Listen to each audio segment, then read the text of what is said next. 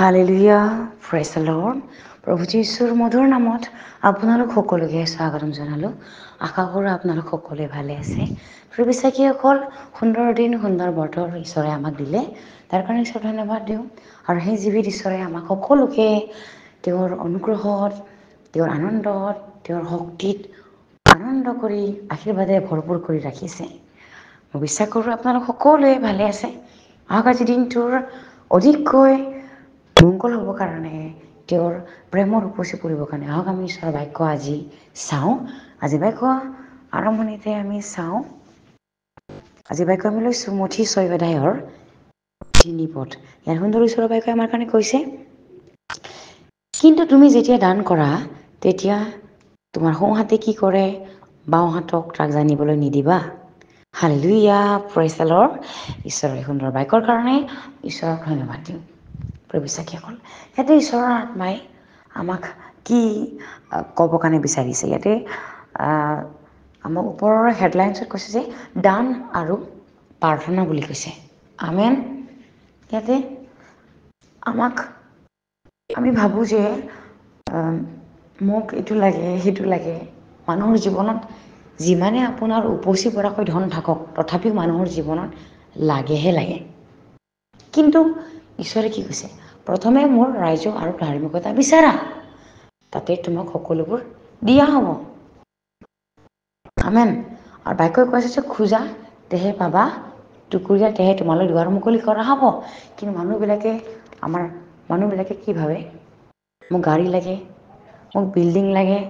ঈশ্বৰেতো কৈছে যে খুজিলে পাবা আৰু টুকুৰিয়ালে দুৱাৰ মুকলি কৰা হ'ব। কিন্তু আমি খুজি আছোঁ কি? ঈশ্বৰৰ ইচ্ছাটো খুজি আছোঁনে?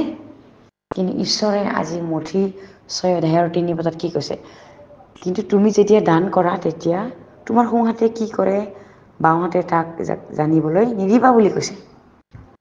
প্ৰিয় বিশ্বাসীসকল, আমি যেতিয়া দান কৰোঁ, আমি যেতিয়া উপহাৰ দিওঁ, তেতিয়া আমি কি দিওঁ?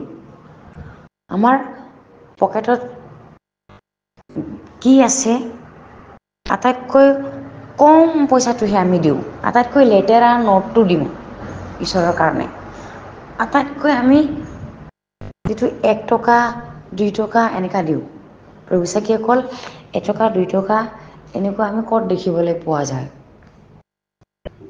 যিবিলাক তিনিআলিত, চাৰিআলিত এইবিলাক থাকে, সেইবিলাকত মানুহবিলাকে বাছৰ পৰা, গাড়ীৰ পৰা দলিয়াই পেলাই দিয়ে। কিন্তু আমাৰ ঈশ্বৰ জানো তিনিআলি চকত পৰি থকা ঈশ্বৰ হয়? নহয়। আমাৰ ঈশ্বৰ জানো সেই জাবৰ জোঁথৰৰ সন্মুখত পজা ধৰণৰ বনাই থোৱা ঈশ্বৰ হয়? নহয়। আমাৰ ঈশ্বৰ হ'ল স্বৰ্গত থকা ঈশ্বৰ। স্বৰ্গ তেওঁৰ সিংহাসন হয়। হালেলুয়া। পৃথিৱী তেওঁৰ ভৰিৰ পীৰা হয়। আমেন। আৰু তেওঁৰ জিৰণি ঠাইটো হ'ল আমাৰ হৃদয়টো হয়। প্ৰিয় বিশ্বাসীসকল, আমাৰ কৰ্মৰ দ্বাৰাই আমাৰ হৃদয়টো কেনেকুৱা হয় আমি গম পাওঁ। আমাৰ চেহেৰাটোৰ দ্বাৰাই আমি গম পাওঁ যে সেই মানুহৰ হৃদয়ত কি কথা চলি আছে, কি ভাৱনা ভাবি আছে।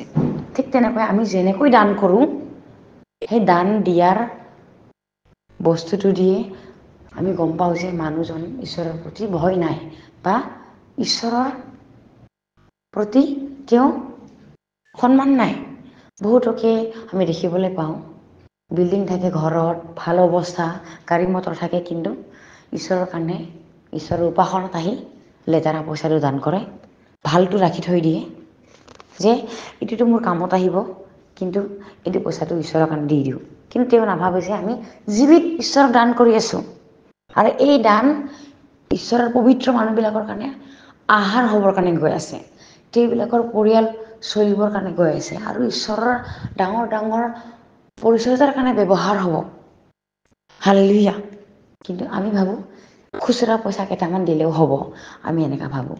আৰু আমি যেতিয়া ভাবোঁ যে আমি এনেকুৱা দিলে আমিচোন দিছোঁ দেখোন, বা আমি দেখোন দান কৰোঁ দেখোন, কিয় বেমাৰ গুছা নাই, কিয় অভাৱ নাটনি, আমি এনেকুৱা ভাবোঁ।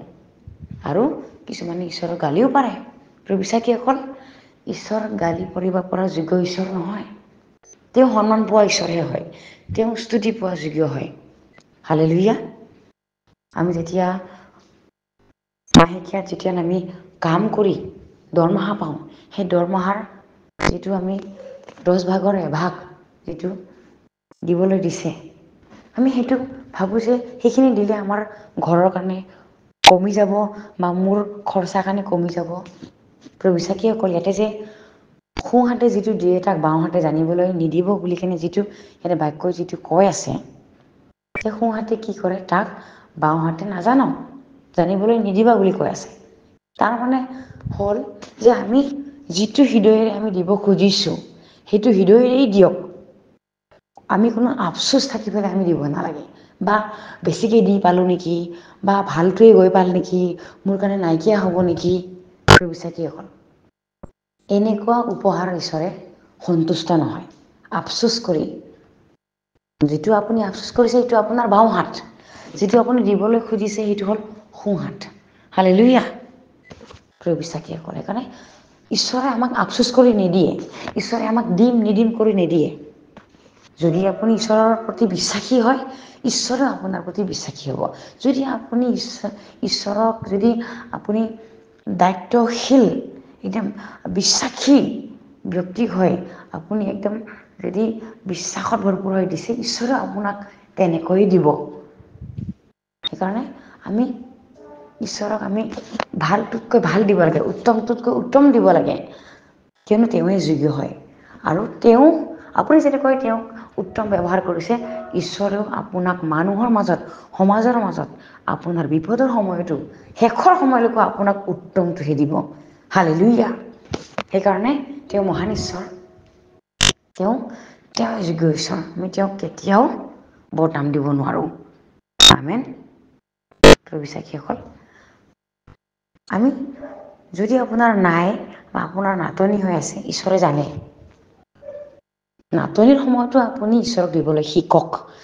নাটনিৰ সময়তো আমি ঈশ্বৰক দিবলৈ শিকিব লাগে, কিয়নো এলিয়াক যেনেকৈ সেই বিধৱা বাৰী তিৰোতাজনীয়ে নথকাৰ সময়তো তেওঁ পিঠা আৰু কি যোগাইছিলে? পিঠা যোগাইছিলে, পানী যোগাইছিলে। কিন্তু ঈশ্বৰে সেই মানুহজনীৰ ঘৰত তেওঁৰ যিটো আটা গুৰি থোৱা পাত্ৰ আছিলে শেষ হ'বলৈ দিয়া নাছিলে। আমেন। ঠিক তেনেকৈ যদি ঈশ্বৰক পৰিচৰ্যা কৰা মানুহকে যদি সহায় কৰিলে ঈশ্বৰে ইমান আশীৰ্বাদ কৰে, তেনেহ'লে আমি স্বয়ং ঈশ্বৰৰ কাৰণে কৰি আছোঁ। বিশ্বাসীসকল, ঈশ্বৰে নাখায় বা ঈশ্বৰে নলয়, কিন্তু ঈশ্বৰে নিজৰ মানুহবিলাকৰ কাৰণে সহায় কৰাৰ কাৰণে আমি কিমান বিশ্বাসী হয়, আমি কিমান তেওঁৰ প্ৰতি প্ৰেম আমাৰ আছে, সেইটোহে ঈশ্বৰে চাবৰ কাৰণে আমাক পৰীক্ষা কৰে। হালেলুয়া। Praise the lord. মই বিশ্বাস কৰোঁ বাইকৰ যোগেদি আপোনালোক সকলোৱে আশীৰ্বাদ প্ৰাপ্ত হৈছে বুলি। আহক আমি একেলগে প্ৰাৰ্থনা কৰোঁ। ধন্যবাদ প্ৰভু, তুমি ধন্যবাদৰ যোগ্য, প্ৰশংসাৰ যোগ্য, তোমাৰ তুল্য কোনো নাই প্ৰভু।